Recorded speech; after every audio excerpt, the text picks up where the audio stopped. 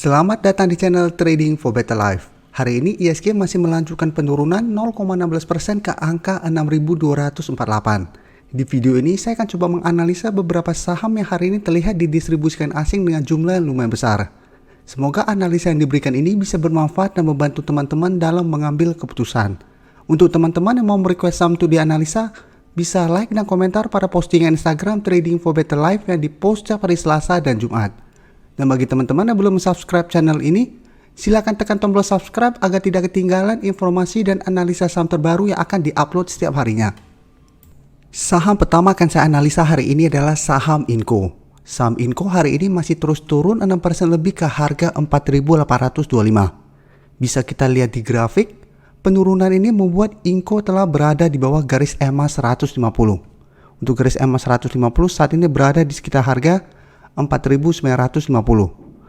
Dan bisa kita lihat sebelumnya Inco masih berada di atas garis EMA 50. Setelah itu dalam satu minggu terakhir ini terus turun dan saat ini telah berada di bawah support kuat EMA 150. Memang saat ini belum bisa kita bilang support kuat ini telah terlewati, tetapi kita sudah harus waspada. Karena apabila support kuat ini terlewati, Inco akan mulai bergerak downtrend dan masih ada potensi untuk lanjut turun menuju harga 4.500.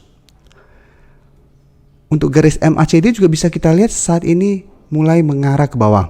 Sekarang kita akan coba lihat dulu apa yang dilakukan bandar dan asing pada penurunan 6% ini. Dari data broker summary jika kita lihat, bandar masih melakukan distribusi pada penurunan 6% ini. Dan asing juga melakukan distribusi hari ini. Dan 3 hari terakhir ini asing terus keluar dari saham Inco. Memang outflow asing terbesar bukan pada saham Inco. Hari ini outflow terbesar adalah pada saham BBCA. Jadi hari ini jumlah terbesar saham BBCA yang membuat dia turun kembali 1% lebih. Jadi dari data yang kita dapat, besok Inco masih akan berusaha untuk naik kembali di atas garis EMA 150. Tapi teman-teman harus lihat, apabila minggu ini Inco gagal naik kembali di atas garis EMA 150, Inco akan mulai downtrend untuk jangka pendek. Jadi masih ada potensi untuk turun mengetes support berikutnya di harga 4.500. Jadi untuk teman-teman yang mau entry, bisa amati saham ini. Apabila minggu ini Inco berhasil rebound dari garis EMA 150, teman-teman bisa ikutan entry. Dan ingat, hanya trading jangka pendek, take profit apabila terlihat masih gagal naik melewati garis EMA 50. Atau selama masih berada di atas garis EMA 150, saham ini masih bisa di hold. Naik 0,91% ke harga 5.550. Bisa kita lihat di grafik, saat ini ISI telah berada di bawah garis EMA 150. Minggu lalu ISI memang sempat rebound dari harga 5.400. Tapi bisa kita lihat setelah menyentuh garis EMA 150, ISI masih gagal break dan mulai turun kembali. Jadi untuk satu minggu terakhir ini memang terlihat seperti sideways karena masih berada di antara support dan resisten.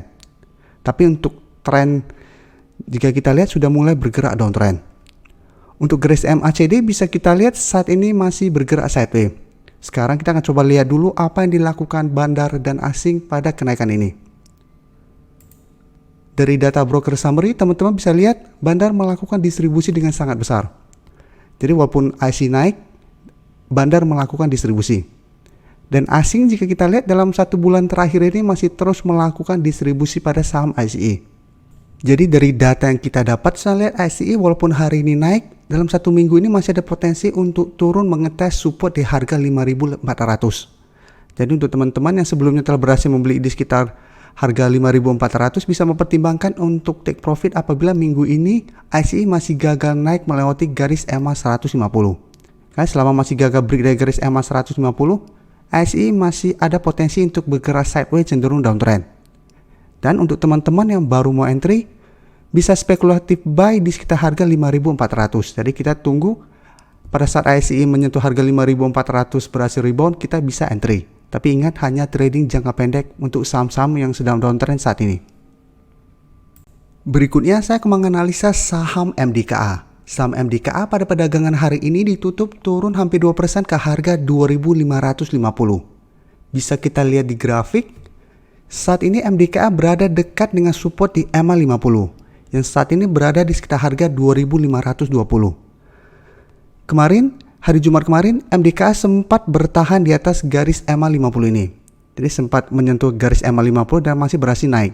Tapi hari ini mulai turun kembali untuk mengetes support di EMA 50. Dan untuk tren jangka pendek memang saat ini MDKA mulai bergerak sideways dengan resisten saat ini berada di harga 2.800. Tapi untuk tren jangka menengah jika kita lihat selama masih bertahan di atas garis EMA 50 ini, MDKA trennya masih uptrend untuk jangka menengah.